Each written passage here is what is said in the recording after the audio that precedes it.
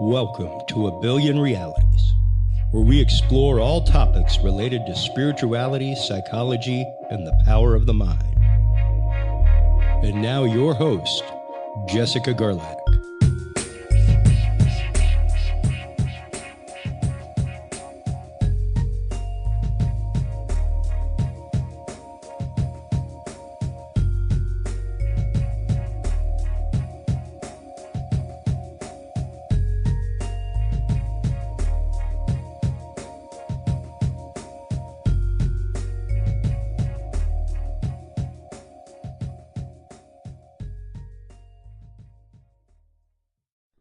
PodcastCadet.com provides a one-on-one private consultation for anyone, whether you are just starting or already have a podcast that you want to take to the next level. They have the professionals to help you.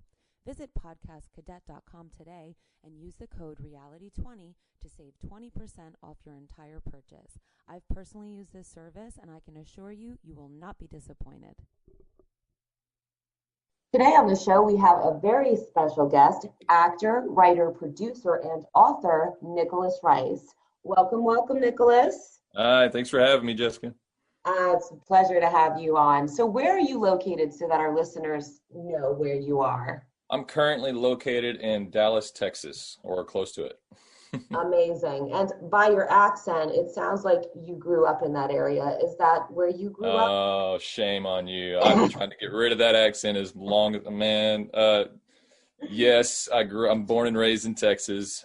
People say I have a slight accent because I've been doing my absolute best to try to get rid of it. But yes, I'm from Texas. It's very slight, but yeah. I'm from New York, so we can hear that. Oh, yeah. Amazing. I love that accent, though. Well, thanks. Yeah. So out of all the credentials that you now have, actor, writer, producer, which one did you actually start with? Oh, gosh. Actually, the one thing that's not on that list is what I started with, which is singer. I was a musician for 16 years as a worship leader. And so that's not necessarily on my resume, but I started with that. Went into acting about 3 years ago, but I started writing my book about 5 years ago. So it kind of jumbles all together, to be honest with you. Oh, wow. So I saw some really cute clips of you singing, and I was like, wow, this is amazing. So yeah. I wasn't sure if you had done that, professionally, but I did see that, and you have a great voice. I appreciate that. Thank you. So what was your childhood like? Well, I grew up a Southern Baptist preacher's kid, or pastor's kid, as some call it. So I grew up in a very conservative home. My dad is still a pastor, but he's moved from Southern Baptist to what we call Cowboy Church now, which is a huge movement in the South. It's not my particular cup of tea, but Dad loves it, and he is just living the dream. And so he just recently retired. But I grew up a pastor's kid. Had a very loving dad and mother, and I have one older brother who is a blood brother. He's out in California making video games for a living, so we're all very proud of him. Awesome. Especially if you're in that world. But just to kind of give some background on him, he just got through making the latest Red Dead Redemption 2. He's what we call a texture artist. He makes the environment of the game. Wow. Very, very talented individual. Yeah. He's eccentric.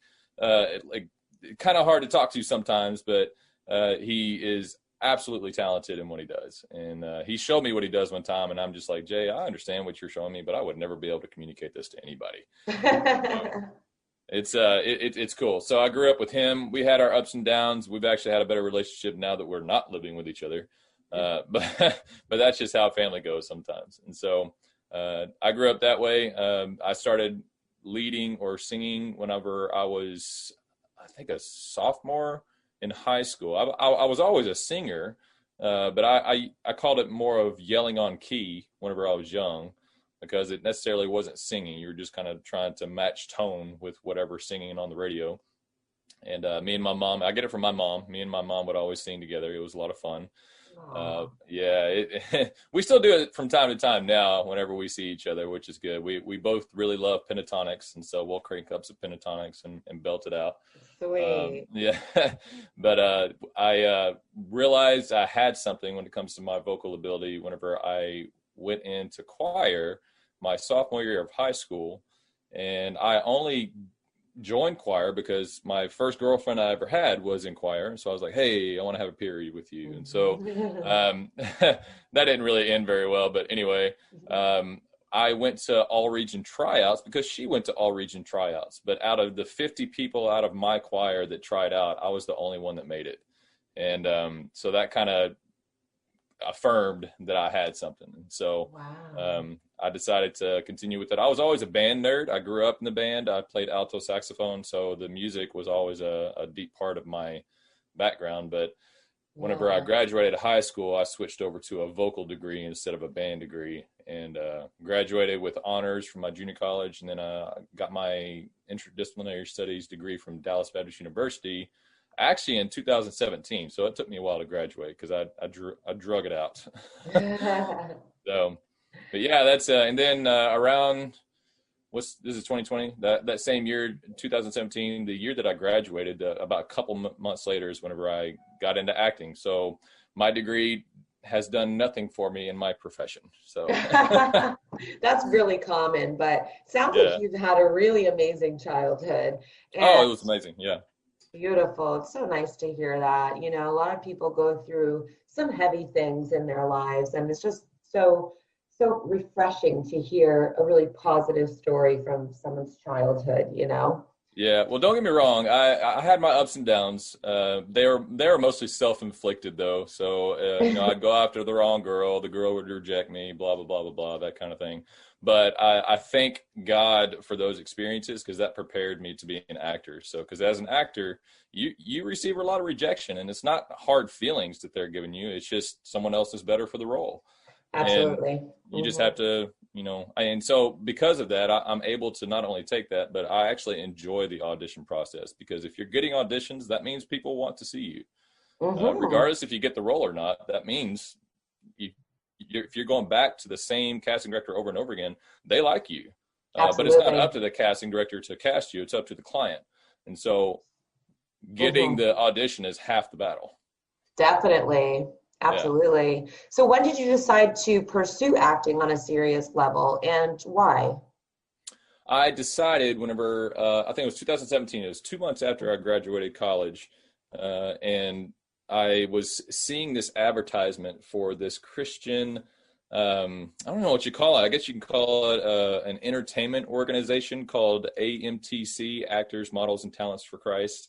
And I was like, that's got to be a joke. And so I looked at their tagline, and their tagline was "Be a star for Jesus." And I'm like, this is not serious, right? This has got to be a joke. And so I did some research. I think I heard their advertisements way before I graduated college. I think I was hearing their advertisements for like a year and a half. But I finally looked up their website, and I took some of their workshops, and I found out they were actually really legit, and their whole purpose is just to put firm believers into the industry, not to sit there and preach the gospel, but just to be somebody like me in the industry, because that's kind of lacking in the industry. And so it's kind of a mission field on its own, but I liked their stance. I liked how they taught people. They really had some talented people that were running the workshops. And so I was hooked. I was nervous as anything, because I'm not someone who usually got in front of the camera. But the first time I got in front of the camera, I was like, this is home. Wow. So it was a good experience. And it's been downhill all from there. My first audition I went on with my first agent was with Toyota Tundra. It was a commercial print job for Toyota Tundra. It was easy. I got ready with, I got some clothing from my dad because he has more rugged clothing than I do, and it was a rugged look. And the next morning I went and auditioned, and a couple nights later I got a text from my agent saying I got the role. And I was really excited because, I had an audition and I got the role. And I told people, and then I had friends that text me. It's like, Nick, you have an anointing on your life, because no one lands their first audition. Yeah, I was just like, you've accomplished so much in a few years, 3 years. Like I was gonna say, you know, I saw in my research you've been in so many films. Well, it's a lot of short films. I've been in a couple of feature films. One of them just came out that I did at the beginning of the year. I had a small supporting role in that one. It was a lot of fun to do, and I only did it because I didn't get paid much for that role, but I only did it to get out of my own mind. Because, you know, I grew up in a conservative home and a Christian home, and being almost completely naked on screen was just not something you thought about. And, Right. And so I was like, I've got to get out of my head, you know, and it was actually, I don't know if you saw the movie or not, but you probably saw the post that I put up of like a little screenshot. Yeah. I was actually supposed to be completely naked, and they weren't going to show the goods or anything. They were supposed to do like a pan off whenever I fell over convulsing, and they were going to pan off from behind just to show that I was naked, but they didn't show the goods. Yeah. I was so nervous, like so nervous about the whole thing. I went up to the director of photography. I was like, hey, can you just like walk me through how you're going to shoot this? That way I can have a little bit more peace of mind. And then his assistant looks at me and is like, oh, is this your first nude scene? I was like, how could you tell? I mean, come on. And so I went to the director and expressed my concerns with him as well.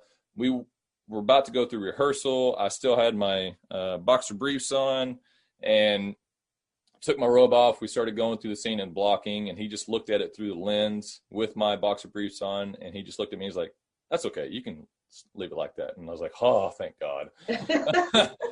So it worked out. I watched the movie. It's actually a really good movie. Some movies you do and you get paid really well and it doesn't turn out really well. And some movies you don't get paid really well and it turns out awesome. And so it just really depends on the vision of the director and the writer and the producer and how they want to put it together. But the cinematography on that film was really good.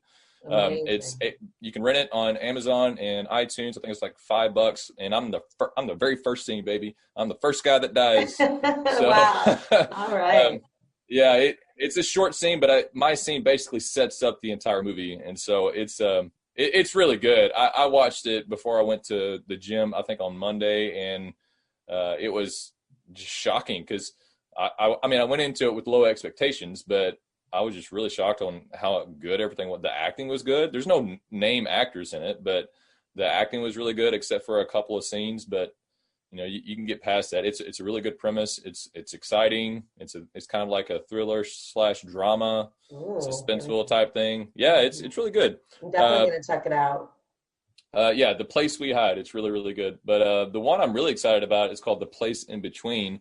That one, I think I shot it last year in the middle of the year, and I've been waiting so long for that final version to come out, or just to even get my footage, because I was the main male lead in that one. Wow. And yeah, I'm really excited. It's got like a Hallmark Sixth Sense feel to it. If you know, like it's a feel good movie, but it's got like a Sixth Sense feel to it type of thing. Okay. Yeah. Very cool. Yeah. So can you name some of the other films that you've been in for our listeners to check you out? Mm-hmm. Been in. So I was in The Chosen, which is a big TV show that's probably the biggest crowd-funded TV show. They raised, I think, over $10 million for the first season, and they got over $10 million for the second season as well. I was featured in their first episode. Not a big role, but I was featured, so it's good. Awesome. And then when it comes to films, I've done, I think those are the two feature films that are on the cusp of being produced that I just mentioned. And then the other ones, they're all short films, but you can find them all on YouTube or some other platform. I did a short film called Cold Blood. That one was like a noir type of, I was the assassin person, hitman. It was like a 1950s hitman type thing. I saw that. Yeah. That was a lot of fun. I think that took 10 hours to shoot, and I didn't get to drive that 1966 Mustang, but hey, they made it look like I was driving, so it was all good. But that was fun. It was all voiceover role. I think I had one line or one word as a line in one of the scenes, and that was about it. But I was supposed to be like this stoic character, and it was a lot of fun. It was tiring, but it was a lot of fun.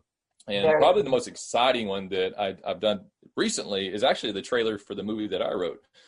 We just came out with the trailer. It's on YouTube. It's called Preemptive Strike, Beyond Sight. I'm getting nothing but awesome feedback on that. And so the trailer's out. That's our first teaser trailer, and it doesn't give you much information in the teaser trailer. It does leave you wanting more, which is the purpose of the trailer. I agree. But it's that one's what we're really excited about, and we're currently, I've already got a production company behind it that wants to shoot it, and they've got a connection with some movie investors, but we have the script, the full feature script, in the hands of an A-list actor who is also my acting coach. His name is Glenn Morshower. Amazing. He is, he's on The Resident right now as a recurring role. We just got word that he hasn't read it yet, but he's about to, and he's really excited about reading it, which is good news, because if we get him on board. Wow. So can you tell us about your involvement in that film? Yeah, I wrote it. It's kind of my baby. I wrote the full feature script to it. If I had to give you a short synopsis, it's like Rocky IV meets superpowers, but in the UFC world instead of the boxing world, and it also has a military aspect to it. What we're doing is we're bringing a new breed of superhero to the big screen. I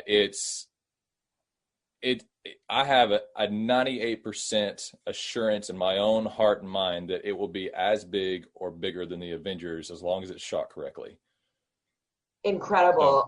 It looked really exciting to me. I was like, I definitely can't wait to check this out. Sweet. Yeah. So I'm right now, I'm currently the writer. I'm the main lead in it, and I'm also one of the producers. So I'll definitely get those 3 credits on it. I've got a producer on standby who has connection to big money. She said, Nick, I'm not moving forward until you get Glenn committed. And I was like, okay. So it's kind of a catch-22 thing whenever you're trying to get funding. Yes. So A-list actors don't want to get attached to it until you have funding, and people with funding don't want to give you funding until you have A-list actors attached to it.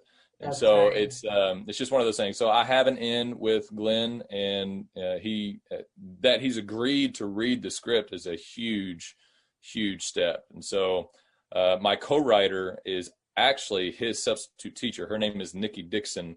She's got a way more stacked resume than I do. She's been on Queen of the South. She's been on Logmire. She's been on all these. She has a movie that's coming out on OWN during the Christmas holidays. And so because she's on it, gave us the in to Glenn to actually want to read the script, which is monumental. It's great. And so we're moving forward. Our plan is to start shooting sometime in 2021. I don't care when. I don't care if it's December 31st, 2021, but I'm going to start shooting in 2021. So excellent. I totally understand what you're going through with that. I have a series that I wrote, and it was supposed to be filmed in Atlanta, but COVID canceled it. Freaking COVID. And now we do have some big names on board, and that definitely obviously helps us to get the funding. So we're getting it really does with it. Yeah. But that's the business. But I'm just baffled at how much you've accomplished in a few years. Like it's truly unbelievable. Well, thank you. I had this like new mentality. I was a lazy kid, but as I grow older, I had this new mentality of like, if I don't do something productive today, I feel like I've wasted the day, even if it's my day off, And so like last night, I've been told by this, I guess you can call him a motivational speaker, but he's a best-selling author. And I was like, hey, I'm having trouble selling my book. Like, you got any secrets? And he's like, yeah, probably the best one you can do is, reach out to local podcasts and local blogs and see if they'll do a story on you. And I was like, I never thought about that. That's a great way to do that. And so, and you reached out and said, hey, you want to promote your movie? And I was like, yes, I do. Yes. Yeah. I was going to ask you about your book too. Those were some of my next questions. So tell us about your book. Well, my book I call it a faith-based book because it can be labeled as that, but it's not meant just for Christians or people of faith. It's meant for everybody. And it's basically teaching you how to live a confidently humble life. Because confident can be construed as pride. But that's something that it just kind of goes through these different aspects of my own life and aspects in culture and stuff like that of how things are perceived and how we tend to not see it past our own perspective. Like we have a hard time, even in a typical conversation with somebody, you're always thinking of your rebuttal, but you're not listening to what they're saying. And so just trying to get out of your own area and to just see where this person's coming from, that's something that everybody really has a hard time doing, like just trying to see both sides of the coin. And so it really goes through a lot of details in that. And it does tell you how you can do this as a Christian and how you can do this as a non-Christian. It depends on where you are in your own life.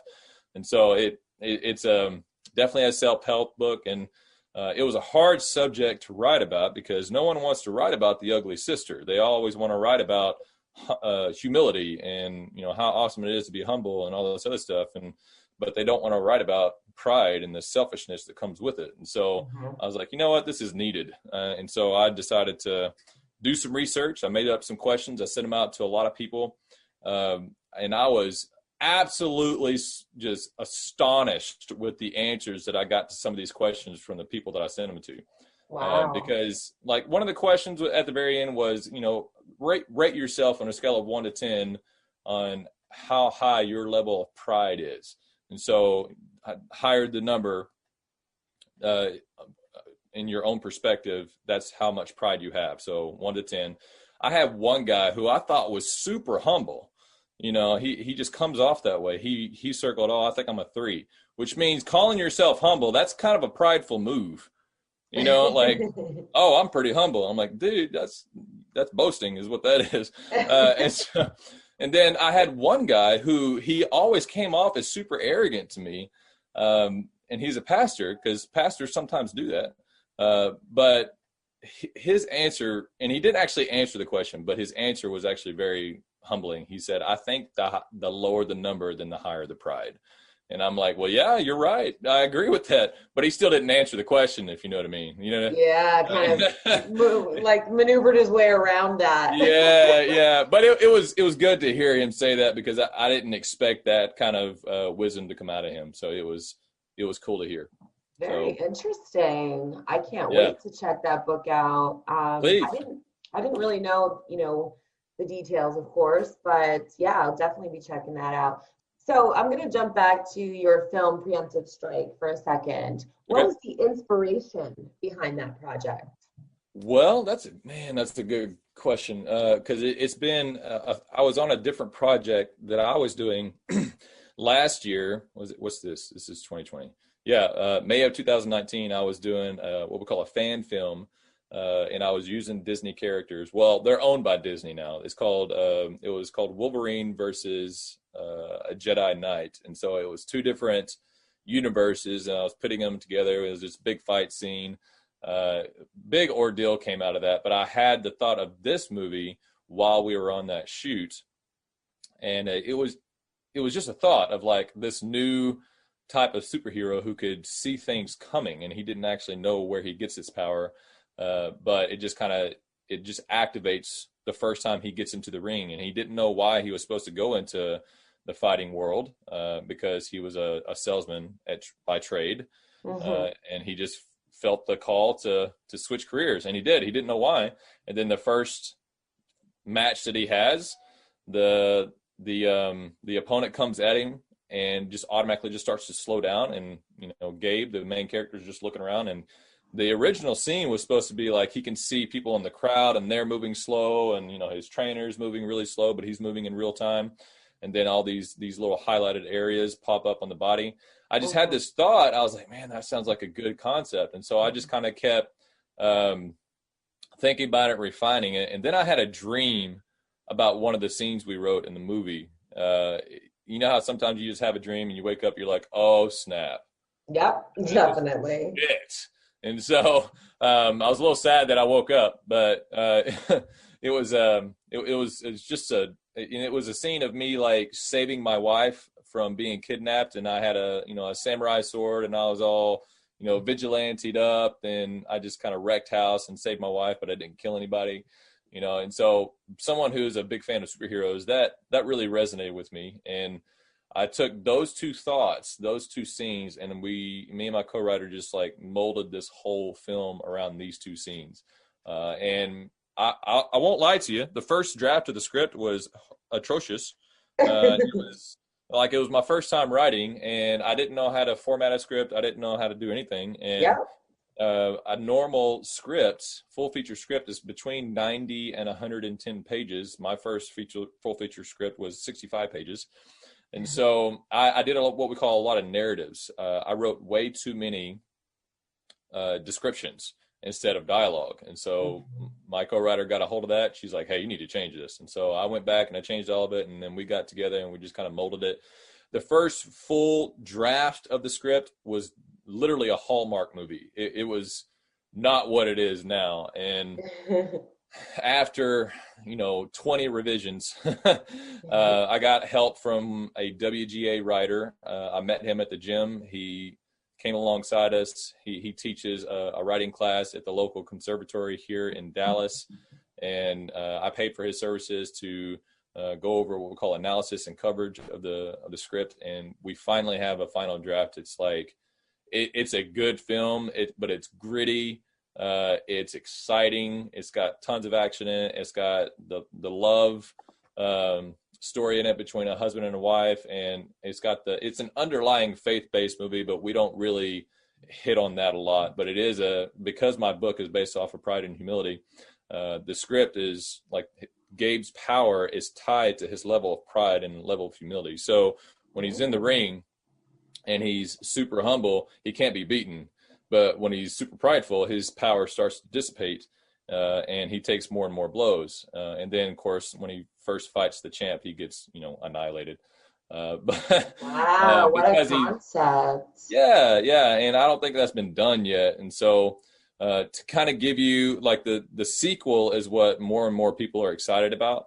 Not because the first movie is bad, but because the second movie concept has just not been done before or done correctly. And it'll be what we call a full angelic movie. It'll be based in the heavenly realms and the angelic realm. And it'll be about the 7 archangels. Wow. That's impressive. Yeah. And that one, I'm going to start writing that script this week. But the concept of the first one is these guys, because there's going to be a total of 3 guys in the movie that have some kind of supernatural power, but they're getting their powers from the archangels. And so we're creating like this legacy of things that you can go back in time to where the archangels always go down and endow someone with a certain power.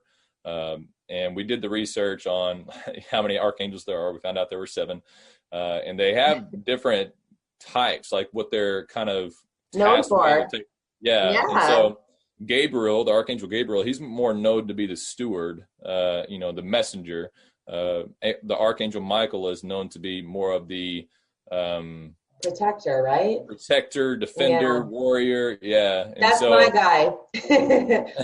Michael, I'm very connected to Archangel Michael. Even my Instagram name is my name and then 444, because those are the numbers that are associated with Archangel Michael. Oh, I didn't know that. That's pretty sweet. Yeah. And so there's one character in the film. His name is Michael, and these characters are loosely based off of people in my life. Like Gabe is based off of me, and it was based off of me going from ministry into acting. That's a drastic change. And so Gabe went from sales into fighting. That's a drastic change. But he just felt the call into it. And so kind of like how I felt the call into acting. And Michael, the best friend in the movie, is actually based off of my best friend, Michael. We wrote all of his mannerisms off of Michael. We got his consultation on that. And but we also made Michael in the script. He's an ex-Navy SEAL. He leads his Bravo squad with this specific power that he has.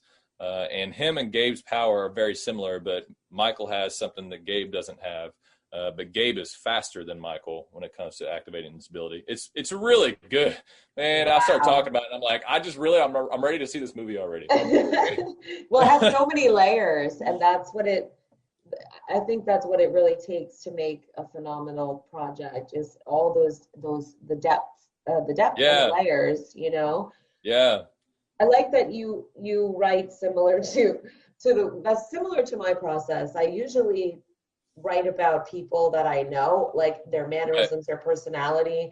Of course, I don't name them the same name, but yeah, I write in a very similar way. I'm really curious about this. So I know there's so many different methods when it comes to acting. Is there one that you really use, like, or really feel is your style or method, or is it just kind of an instinctive type of thing? I like that question. I honestly don't know how to answer it because I know there's different method types out there when it comes to acting. I study with Glenn, but he doesn't teach a certain one. He teaches you how to be in the specific scene and what you need to do. So to me, it's more of an instinctual thing. Okay. And so if I see a scene and I've got to be a funny character, then, I try to tap into that. And people say I have good comedic timing, but I don't see that.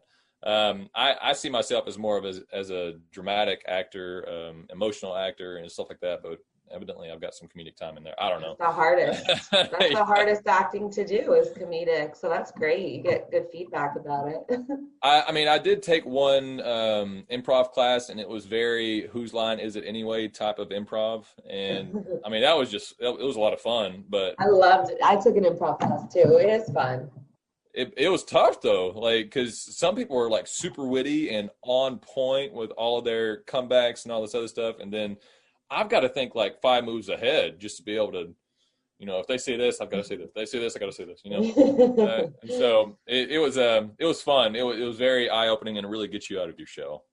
You said something earlier that reminded me of this improv class that I took in Toronto, and it was that we don't really listen. We're just waiting to reply. And that's what that class really gets you to not do. Right. So right.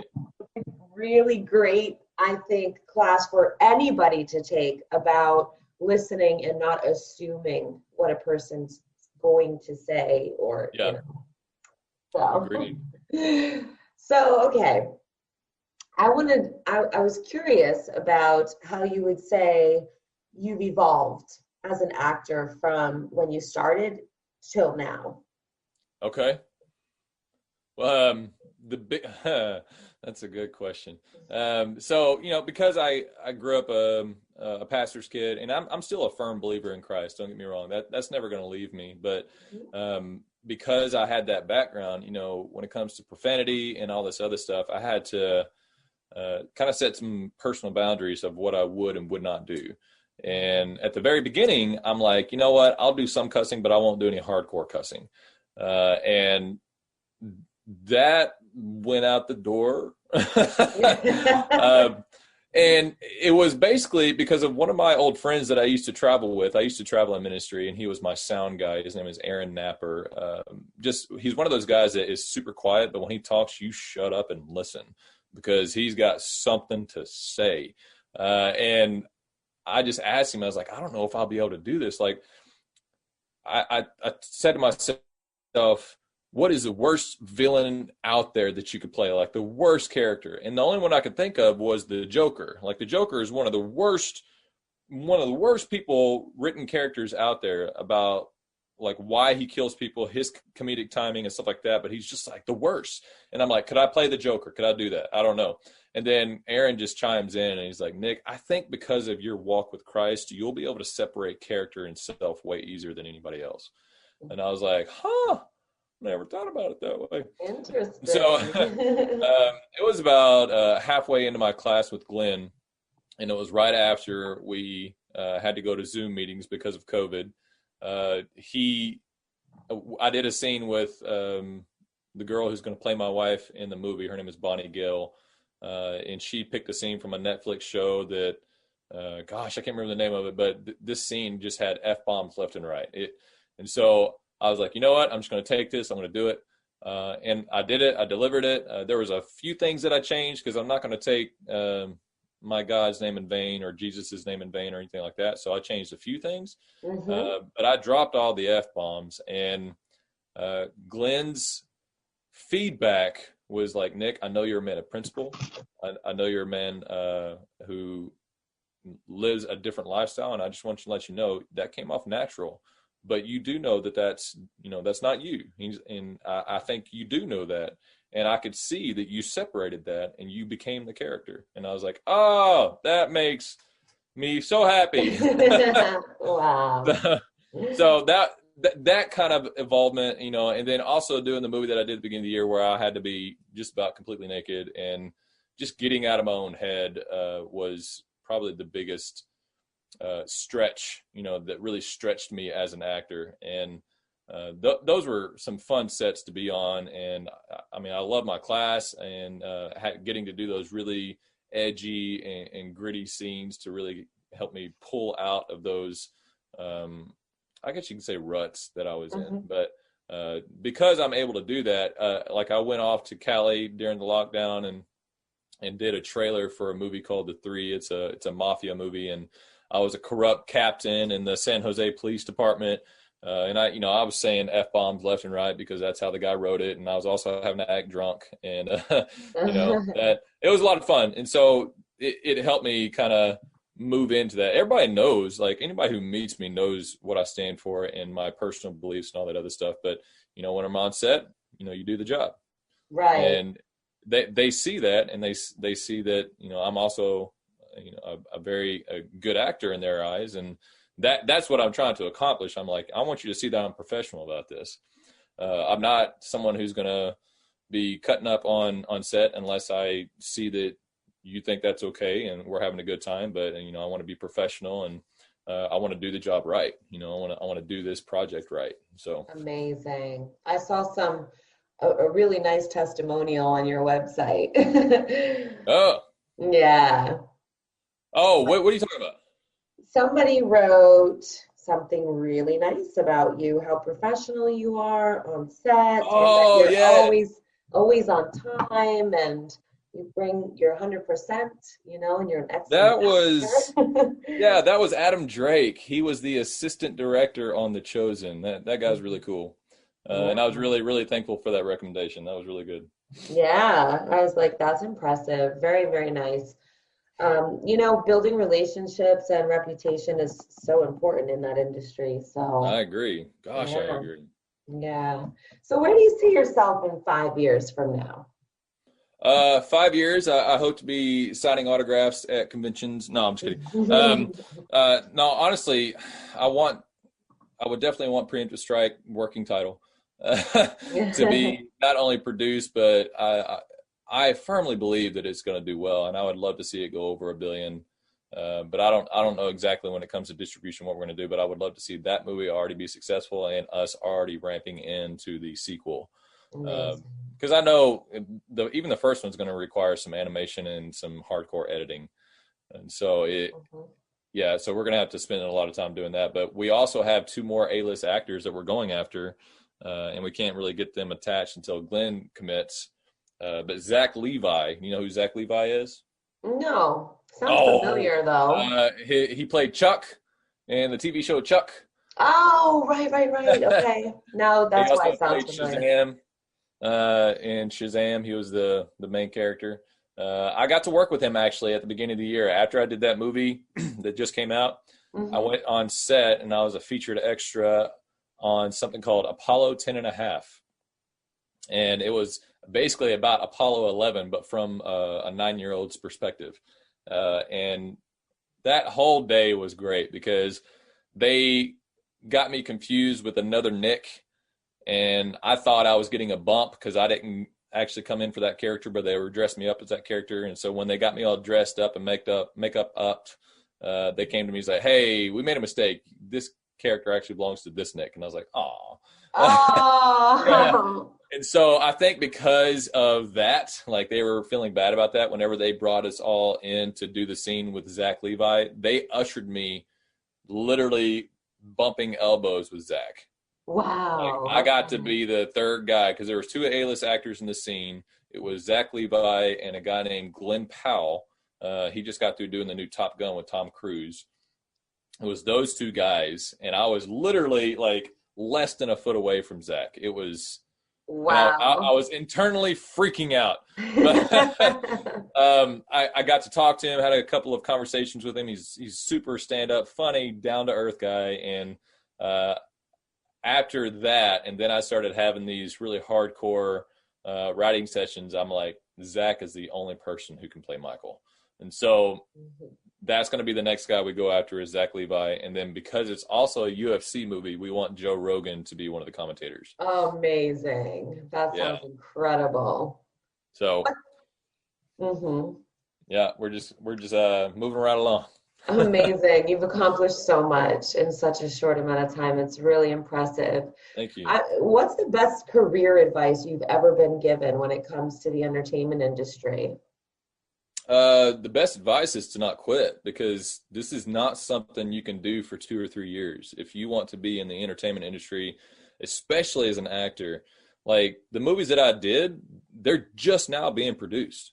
Like they're just now coming out, and I've been an actor for 3 years. And so you can't be in this kind of industry for the short run. Like it's not something you try out for 2 years, and if it doesn't work out, then you can go to something else. This is a long haul. Sure. And the best advice I got was actually from Jenna Fisher. She was Pam on The Office. And she wrote a book, and she just kind of exhorted all these actors to kind of follow her lead and actually do some stuff differently than what she did. And one of the biggest things was advice she received from another A-list actor saying, don't quit. Do not give up. Amazing. Like continue to audition, continue to do that, continue to improve. It's going to happen. And I'm like, okay. All right. Amazing. And I think the best advice I can give from my perspective would be don't just focus on one side.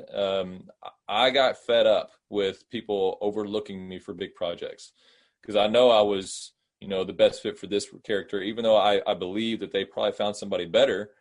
But I'm like, but I could do that just as good or better in my own eyes. And so I'm like, you know what? I'm just going to write my own. And amazing. I wrote my own, and I wrote myself as a lead. And because I wrote it, that means I have all power behind it. Whenever it comes to somebody picking it up, they have to pick it up with me as that character. Good.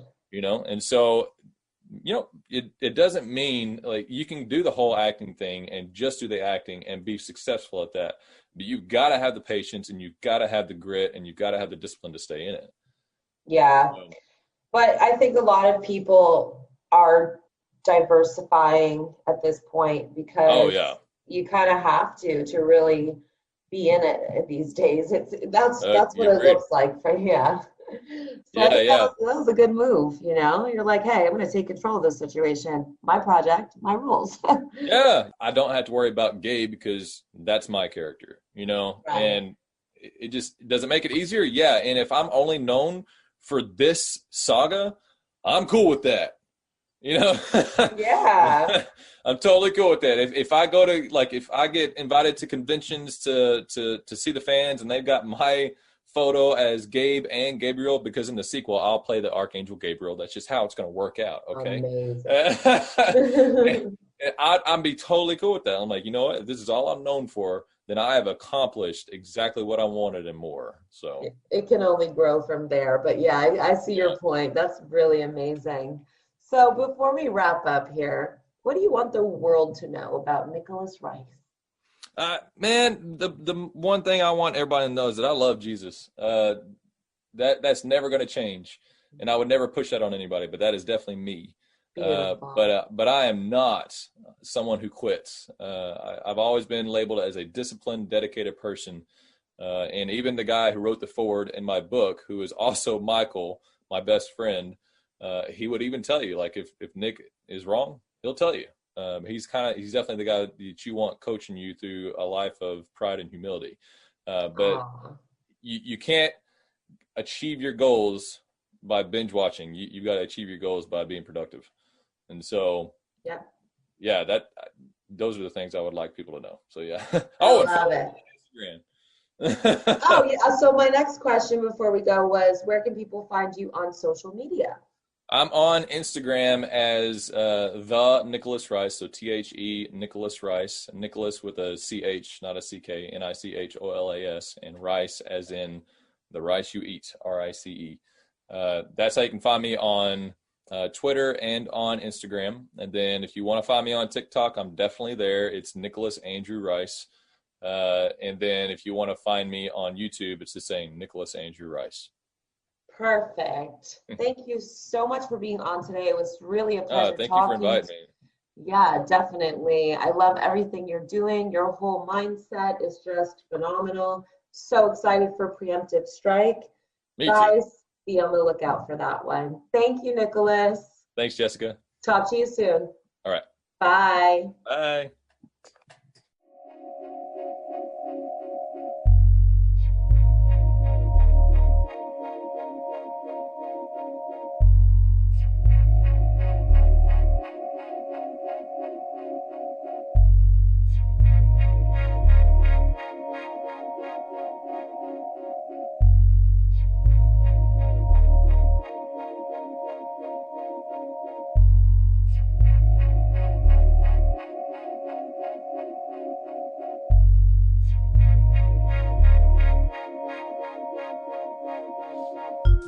Thank you for listening to this episode of A Billion Realities with your host, Jessica Gerlach.